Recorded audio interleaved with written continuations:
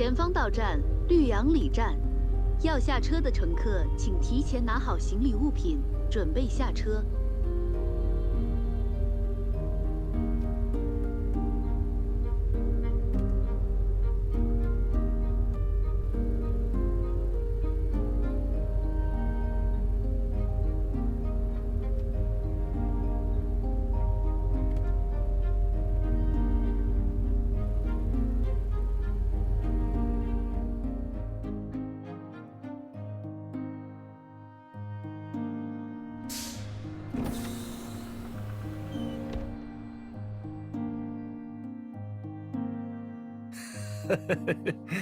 你嫂子听说你回来了，叫我赶紧摘俩西瓜，再拿几贴膏药给你送过来。好嘞，谢谢哥，谢谢嫂子。您跟嫂子说一声，我腿早就好了，现在一点事情都没有，不用担心了。哎呀，确实是好多年前的事情了。但别说你嫂子，我到今天都还在想你刚搬过来那时候。当年多可怜一个小孩啊，一个人在这边住3个多月，脚还崴了，干点什么都不方便。正好你今年回来了，好好收拾下房子，搭个雨棚，省得院子总涝，自己住着也舒服。还是算了，今年租约到期，房东说是要卖房子，我这趟就是为搬家回来的。哟，要搬走啊？昨天你说要带弟妹回来，我还以为你们要过来常住呢。你那个书是写完了吗？以后也不用过来采风了。书，啊，先不写了，放一放再说。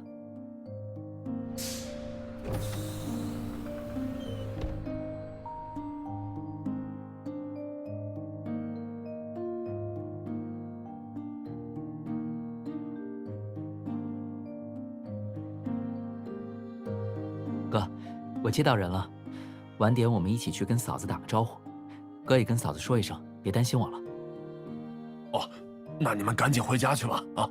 外面天真热，我也先回去了。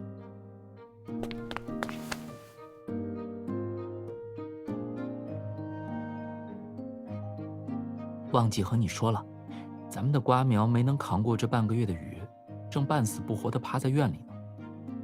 吃邻居送的好不好？有沙瓤的，也有那种脆脆的，你想吃哪种？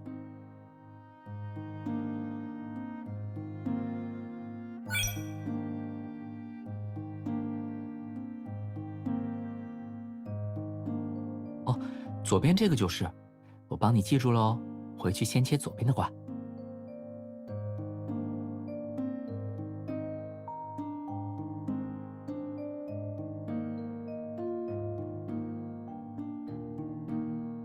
走吧，带你去看我在这里的秘密基地——绿杨里18号。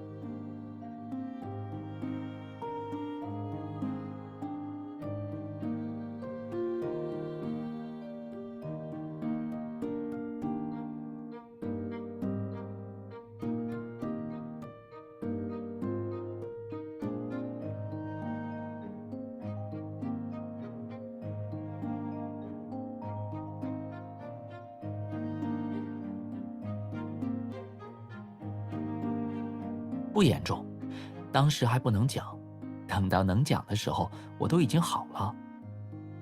我都记不清是几年前了，好像是刚租好房子搬东西的时候扭了一下。反正当时也要待在绿杨里等任务方案，每天都在静养，恢复得很快。住在我隔壁的邻居是个热心肠，从那时候就很照顾我。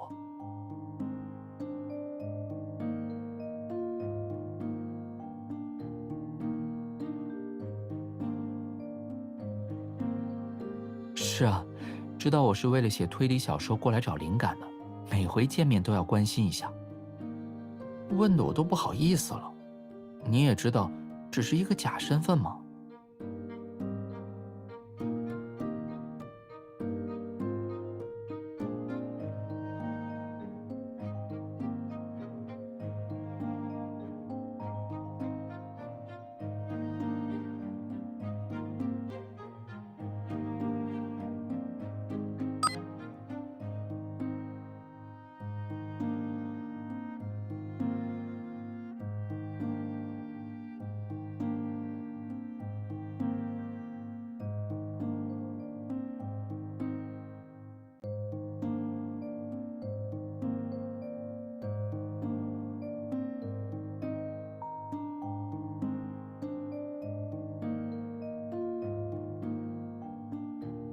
小星，昨天刚下完雨，土里有蚯蚓，还有……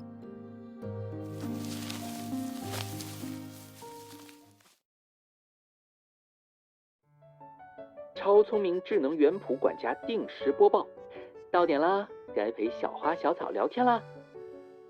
认真光合作用，努力生根发芽，好好开花，茁壮成长。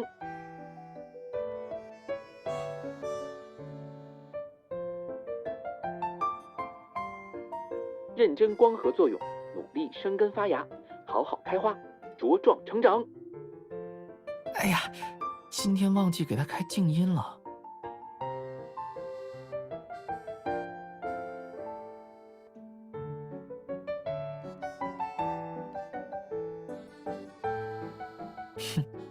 介绍一下，它叫超聪明。邻居总跟我说，要多陪花草树木聊聊天，它们才能长得更好。可我又不能经常回来，就改装了一个小机器人，让它每天蹲在花园定时播语音。乍一看可能有点傻乎乎的，仔细看就能看出来它可爱又聪明。虽然陪瓜苗聊天没用，但是能把来偷吃种子的小鸟吓走。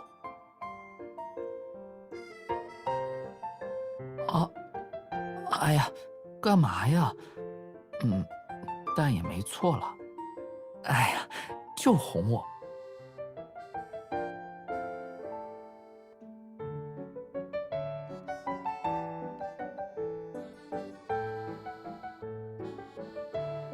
是电池，没电了，它会自己跑回去找充电桩。你想把它带回家吗？它除了教植物跳广播体操，别的可什么都不会干。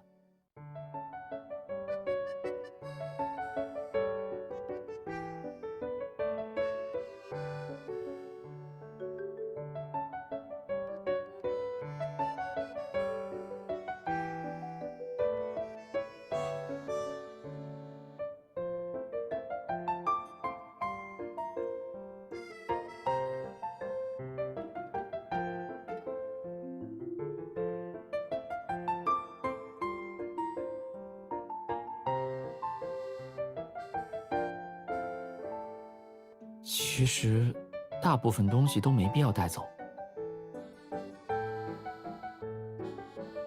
我反而想趁着搬家的时候，让你帮我做一次断舍离，把该丢的东西都丢了。都是好多年前的收藏，我一直放在这里没管，其实就是没找到用处。而且你也不一定喜欢，不喜欢就没必要带回家。总之，进来看看就知道了。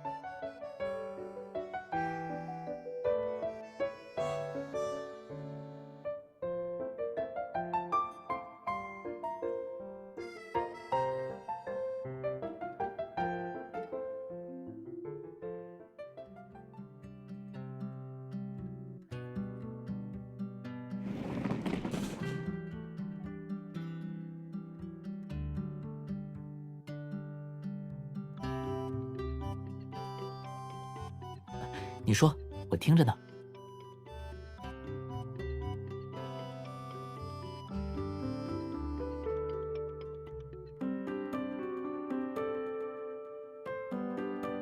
厂家说的有道理。来，先喝口水。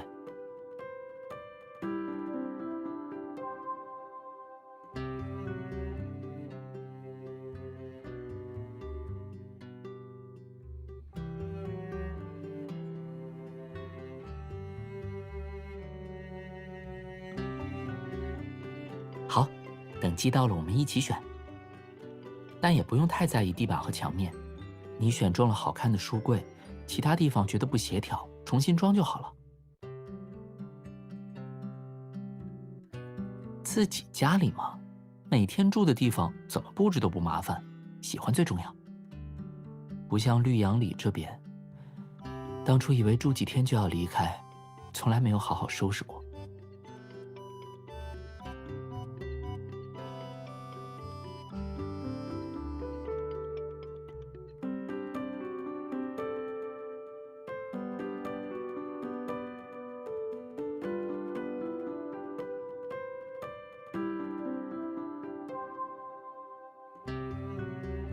2层加1层阁楼。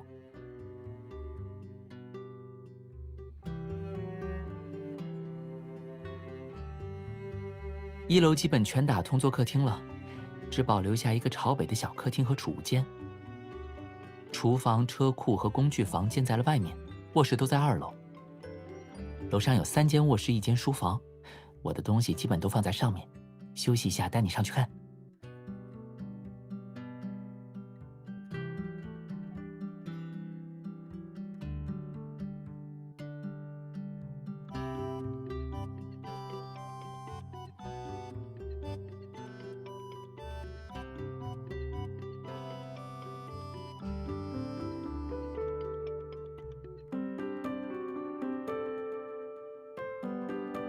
当然了，随便看。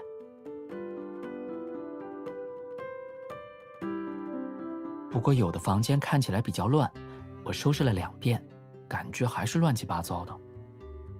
等你来的这几天时间里，我一直很紧张。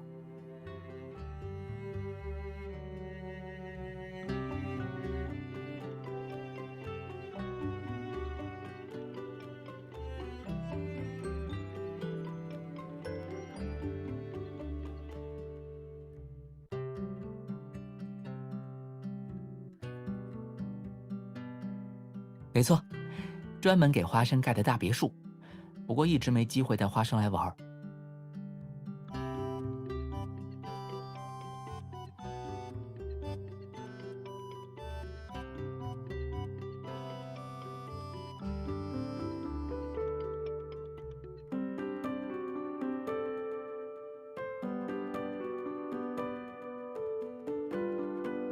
别溪六月槐，本地的品种，但长势不太好，不知道还能活几年。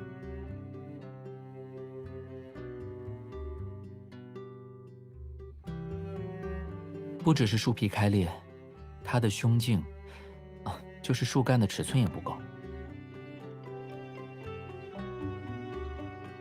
这棵六月槐在种下去的第2年突然开始拔高，越长越疯，一到夏天就拼了命地向上长。生长期的树木发育速度过快，就容易出现各种各样的问题。可以理解成，当时他身体里的一切都在为长大这个目标让路。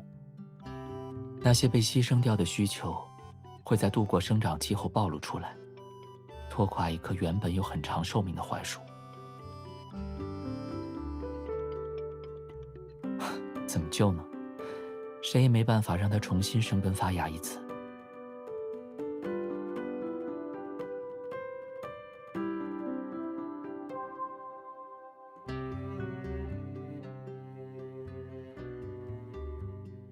好，搬走前我也会问问房东的意思，房东想留就留下，不想要的话再说吧。还有房子通风排水之类的小毛病，到时候也一起提醒房东处理。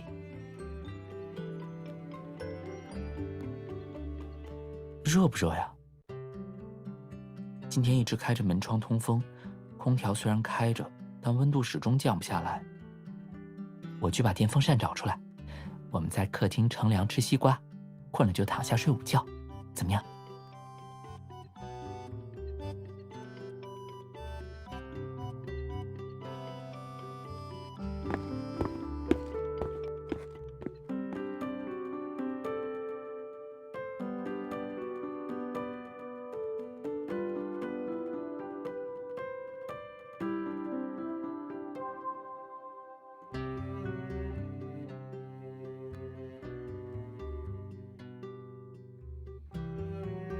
致新推理人杂志的作者朋友，请问您的稿件《真凶的瞬间2》是否已经完成？如果初稿已经完成，请尽快投递至编辑部邮箱。如在创作过程中遇到问题，请及时与您的责任编辑联系，责任编辑会提供必要的帮助。汉复。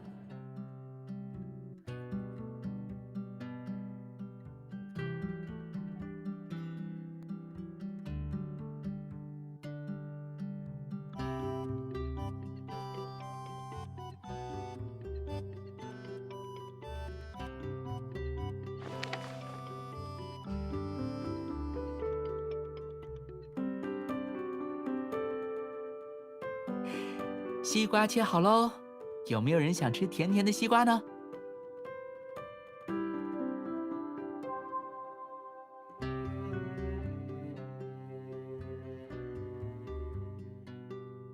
唉，明天得发邮件告诉编辑部，我换了新的地址，免得他们一直往绿杨里寄挂号信。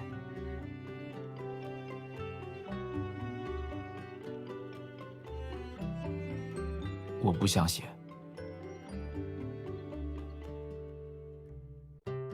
给杂志社投稿是为了给备用身份制造真实的社会活动痕迹，达到目的就没必要继续了。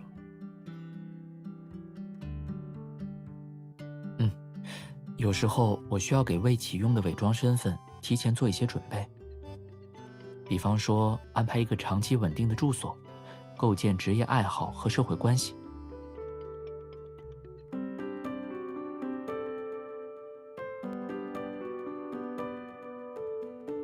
好像这个人真的在某个地方存在过，生活过，有自己的远大理想，有小小的快乐和烦恼，但必须要把握尺度。活动痕迹越多，暴露的风险越大。以及身份注销后，曾经接触过的人，也许仍在牵挂你，想要联系你，都是需要稳妥善后的地方。就像对门的嫂子，这么多年过去了，还一直记挂着我崴脚的事情。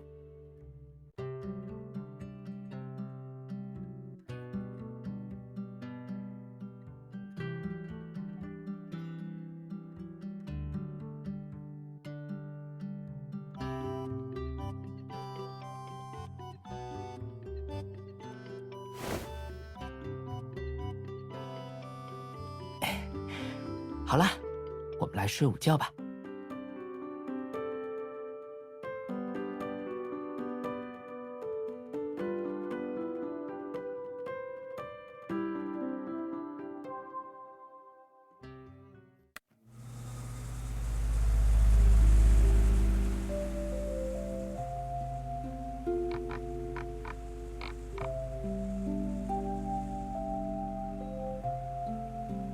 我小时候特别喜欢看电风扇摇头，看到它摇头晃脑，就忍不住跟它一起动。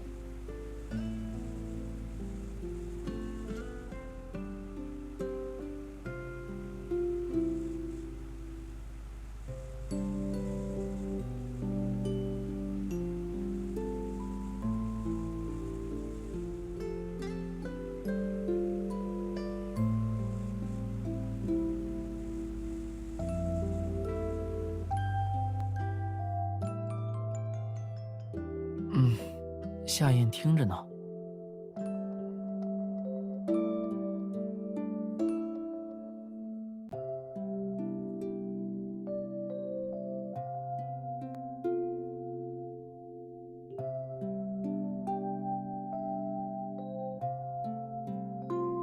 那我们把房子买下来吧。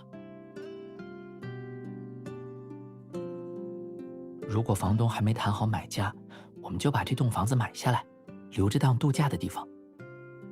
夏天过来避暑，冬天可能需要加装暖气吧。我还真没在冬天来过，不知道天冷下来是什么样子。我很期待跟你一起看看。但是我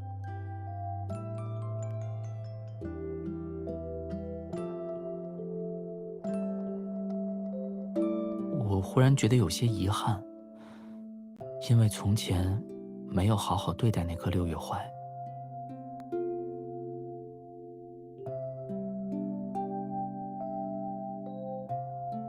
早知道会有这么好的结局，知道它能撑过一个又一个冬天，最终还有人愿意容忍它、接纳它，我就应该让它从前生活得更好一些。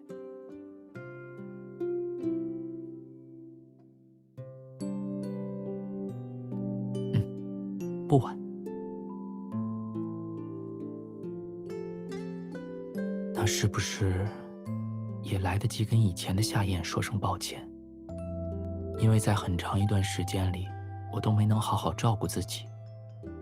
虽然我一直觉得这种生活挺好的，一瘸一拐的也能走过来，只是有时候我也不明白自己那个时候在犟什么。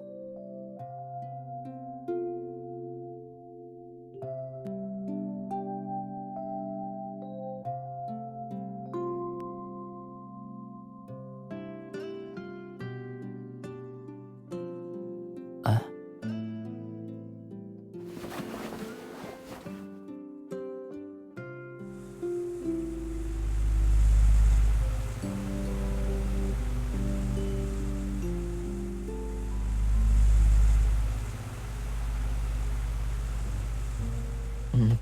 不吹不吹。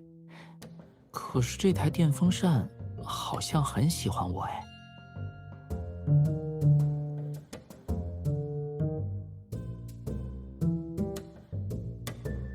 我躲到哪里，它就跟到哪里。你看，你看，是电风扇追着我吹，这样也不可以吗？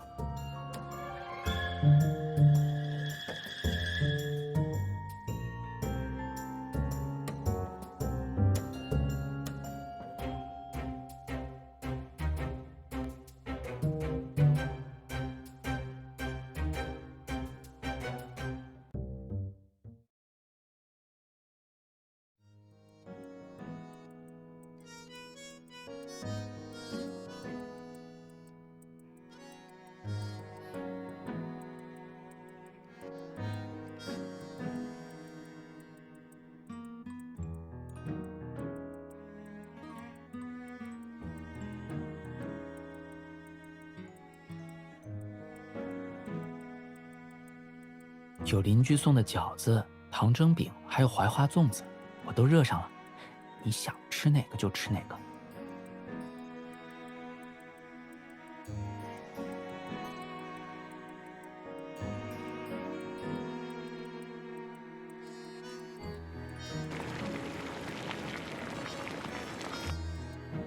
中午带你去我以前吃过的一家店，尝尝本地的特色菜。等晚上凉快下来，咱们再去山神庙看月溪花鼓戏，好吗？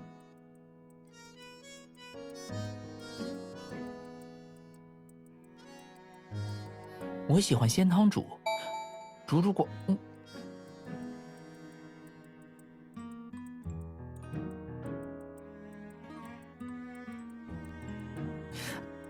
怎么戳我的脸啊？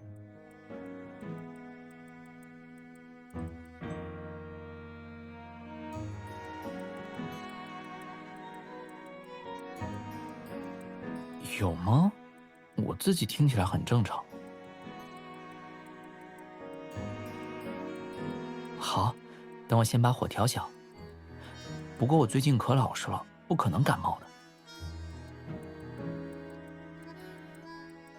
肯定是外面飘的花粉害的，体温升高也可能是因为厨房太热了。这间厨房的通风特别差，位置也不好，我自己住的时候总想着凑合一下。如果跟房东谈得顺利，把房子买下来，我们就能重新规划了。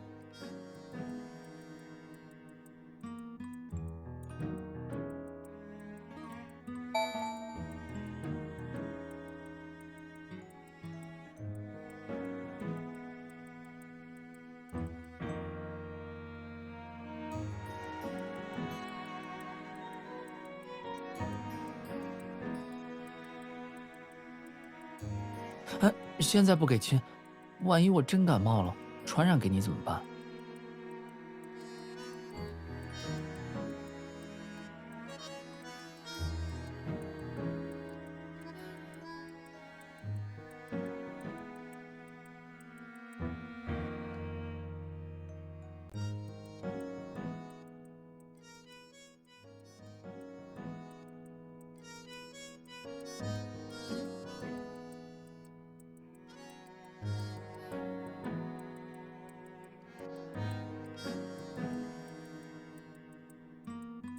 等下你先吃饭，我出去一趟，很快回来。外面风挺大的，我怕树上的鸟窝被吹掉了，干脆先把它拆下来收好。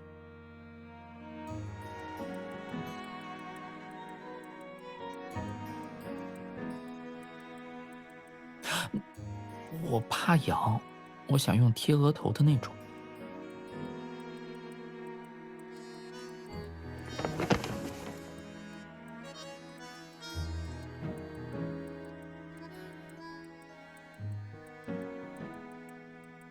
准的准的，我相信他。而且我还相信自己肯定没感冒。我最近很老实的，热了就脱，冷了就穿，特别尊重天气变化的规律。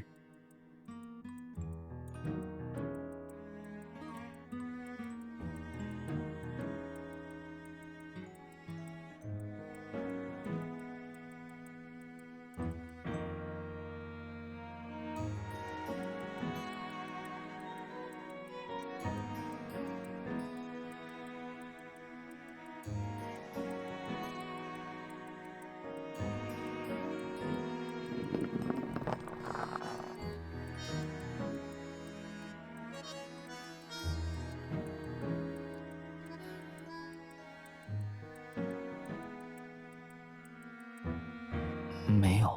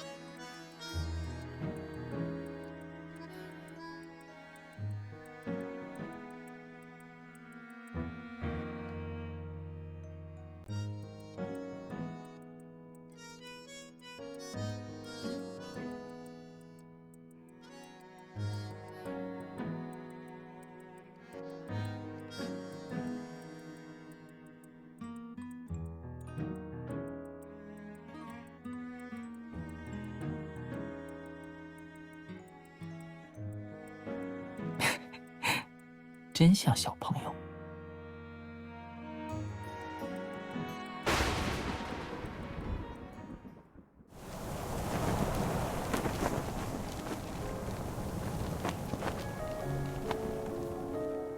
我们两个真像可怜兮兮的小朋友，只因为自己多得到了一点幸福，就迫不及待地分享给对方，甚至心甘情愿付出自己没得到的那部分。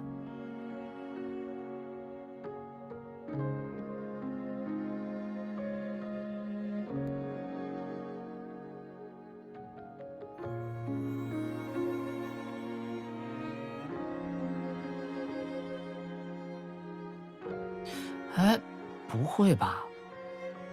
我应该是一生下来就长得高高的，眼睛大大的，既聪明又成熟，还从小就能保护你。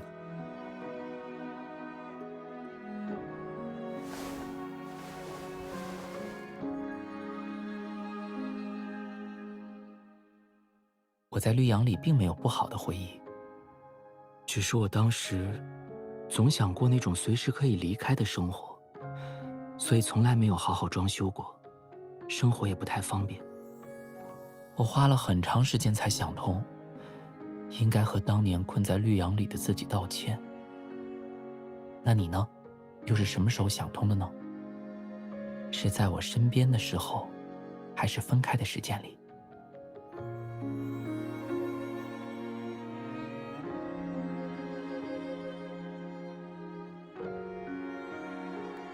真希望我能一直走在你前面，比你更早一点整理好自己的问题，想通所有事情，哪怕只早1个小时。先经历过一遍，我就能知道你一路上的心情。明明我们是世界上最亲密的人，我距离你这么近，还是只能看着你自己走出来，甚至反过来安慰我。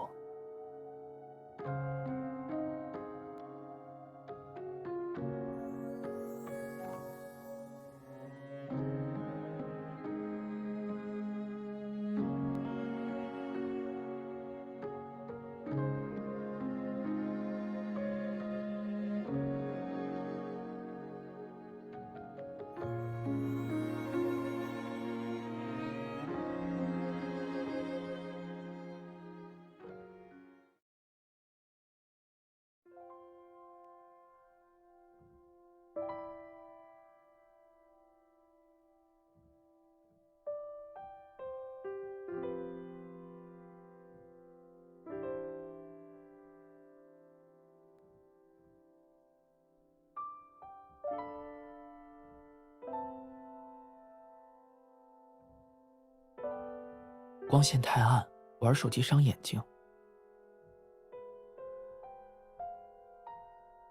我把户外灯给你拿过来，然后你再玩。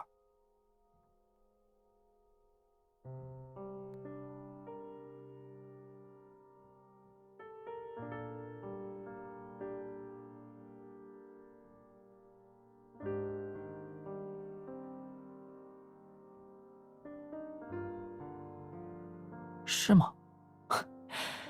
看来他还有很长一段人生要走。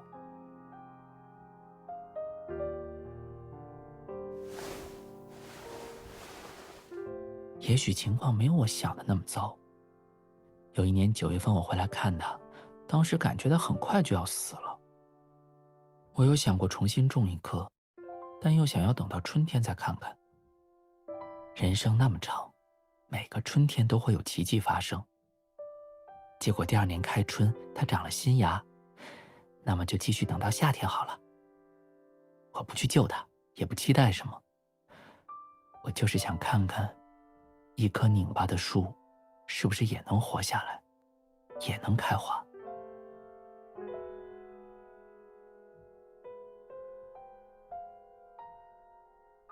你说，它有没有可能，在某年冬天悄悄死过了一回？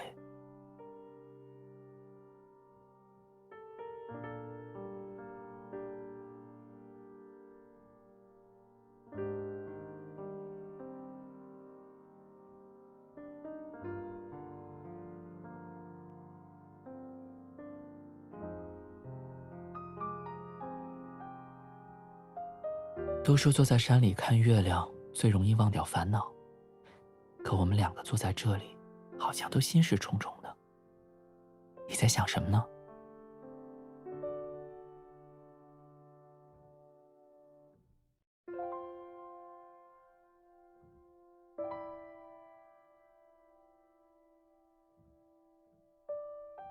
我赔一个故事给你好不好？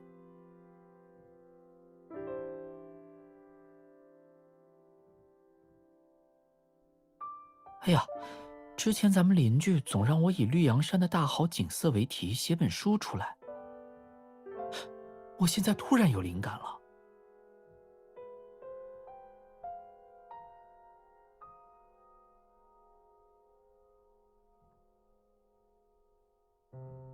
就写住在绿杨山上的小妖怪喜欢上了一个赴京赶考的学子。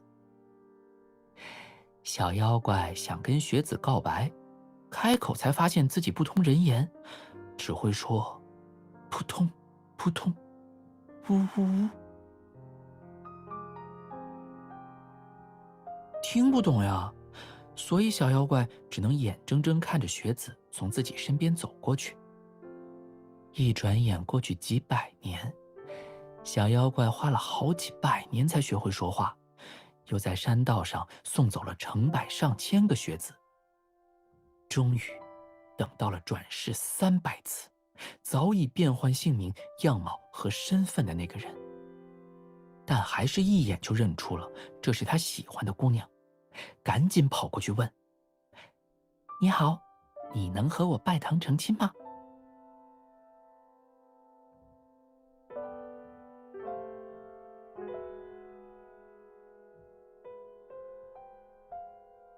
对啊，我一想到动画片里的小妖怪总被画得乱七八糟，就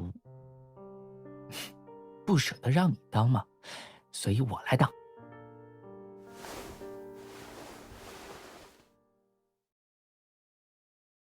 我是一个耳朵长长的小妖怪，虽然看起来有点傻，但其实很聪明。拜托你啊，不要嫌弃我。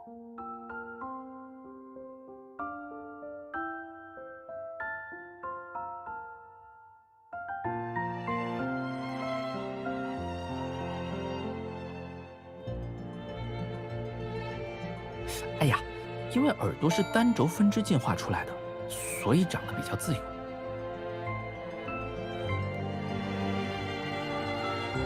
我是绿杨山的小山妖，或者是小树妖，是池塘里长大的莲花精。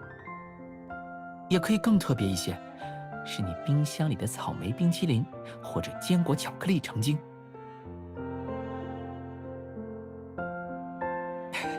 饶命啊！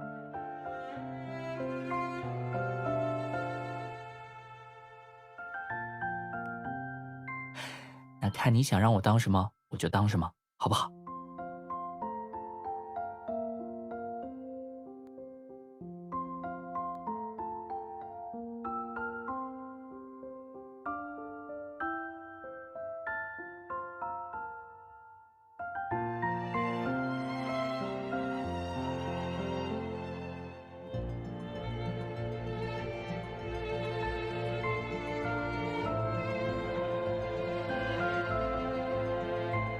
可是我听说，住在山下的人成亲需要很多步仪式，要交换姓名、生辰，选一年中最好的日子，上拜天地，下拜双亲。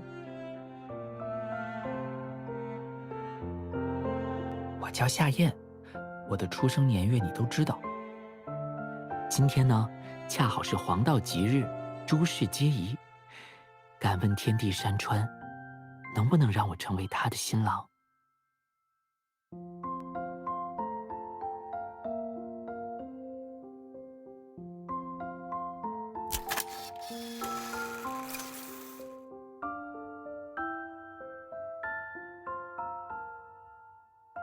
我是夏燕，我喜欢你，又在想你了，一会儿见不到就很想你，我就这样一直想，一直想，一直想，想到你理我为止。不想睡觉，闭上眼睛就看不到你了，所以偷偷告诉你，我要熬夜啦。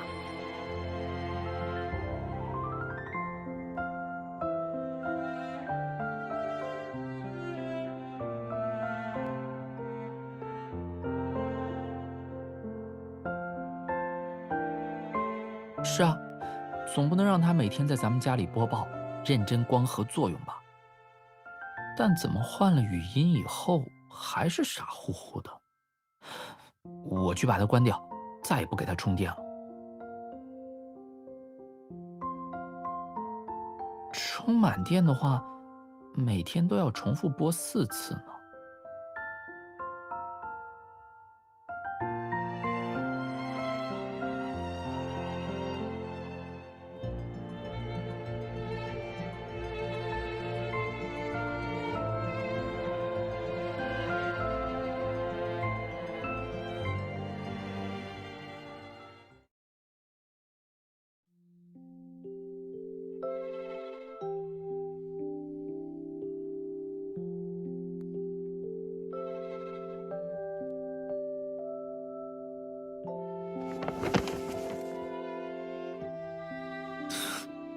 我好像真的感冒了，早上起来感觉喉咙好痛，脸好烫，耳朵也热热的。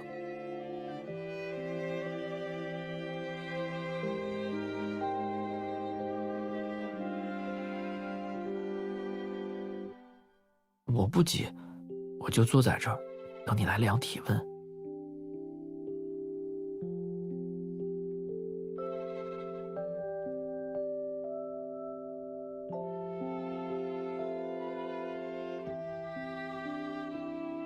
我的脸好烫，不信你摸摸。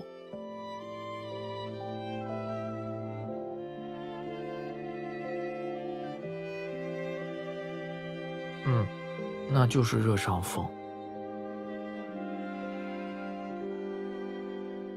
我可不是趁热伤风的时候撒娇，我现在可厉害了，想撒娇就撒娇，根本不管什么时候。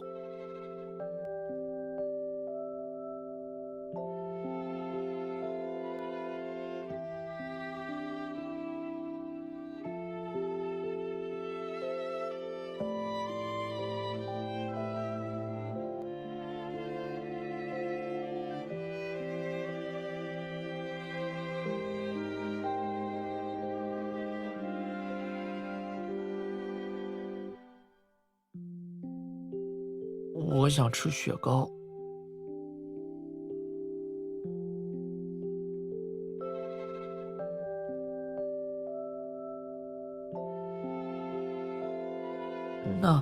昨天没讲完的故事，我今晚想接着讲。接下来该三拜天地了。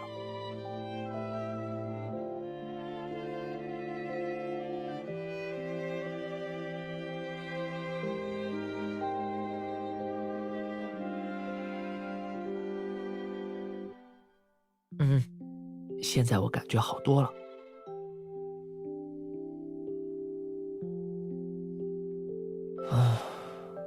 昨天你告诉我，感冒发烧是很正常的事，可我觉得你说的不对。感冒的时候我嗓子很痛，头也痛，鼻子还堵住了，浑身上下哪里都不舒服。这么难受的经历，我希望你不要有。不止呢，我不管是不是每个人都要经历生病、摔跤、受委屈这些过程才能长大。长大以后，也许还会继续生病、摔跤、受委屈，累到没有力气吃饭，躲在没人的地方哭。我就是希望你都不用经历。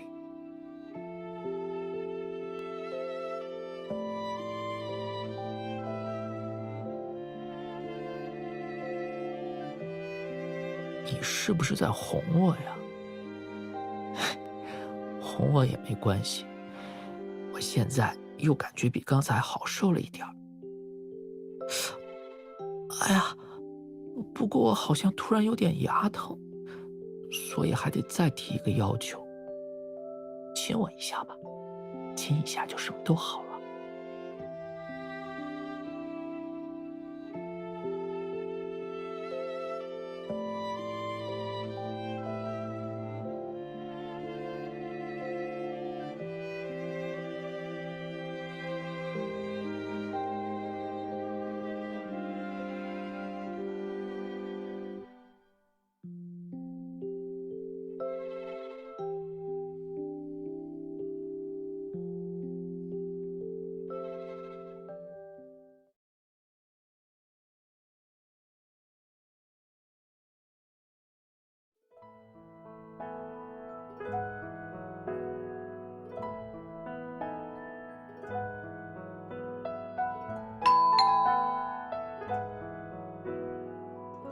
绿杨里18号，有你们家快递。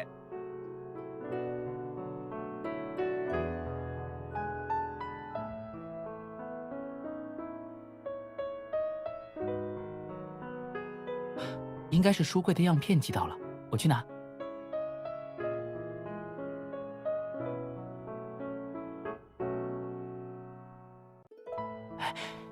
有只小鸟跑到咱们院里搭窝了，就在那棵6月槐的树杈上。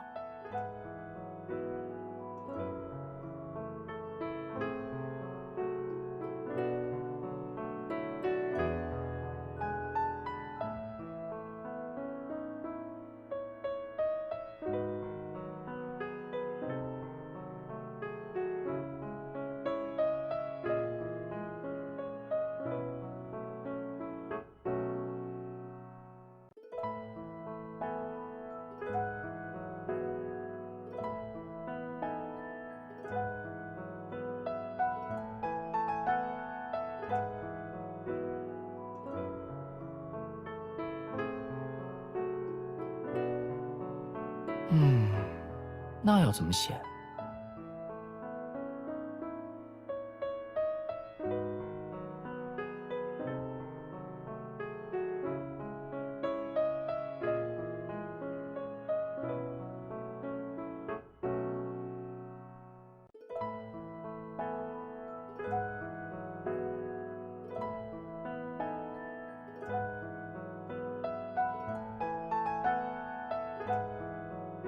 写反了吧？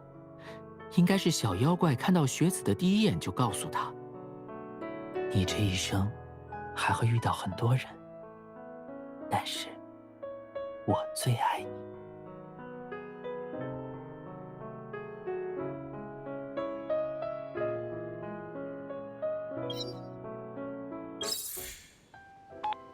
喂，睡醒了吗？还是在美梦里被我吵醒了？哎呦，那都怪我，我是怕你白天睡太久了，晚上容易睡不着还头疼，所以一逛完超市，看时间差不多了，就想先把你叫起来。好啦，午睡就睡到这里好不好？起来玩一会儿，再跟我说会儿话，很快就有精神了。跟我说说，你刚才的梦里有我吗？哎，还不告诉我呢？那我可就……等下哦，旁边有人路过。好啦，现在没人了，那我可要开始撒娇喽。到底有没有梦到我嘛？告诉我吧，求你了，我特别想知道。那我这样看着你也不行吗？小小声的给我讲一遍就好，我肯定认真听。嗯，我准备好了，讲吧。哎，等下，旁边门店开始放音乐了，我没听清。哎，算了，外面有些吵，我还是等回了家再专心听你讲吧。不过我应该没那么快回去，我刚买完水果和零食，还买到了之前在绿杨里吃到的那种雪糕。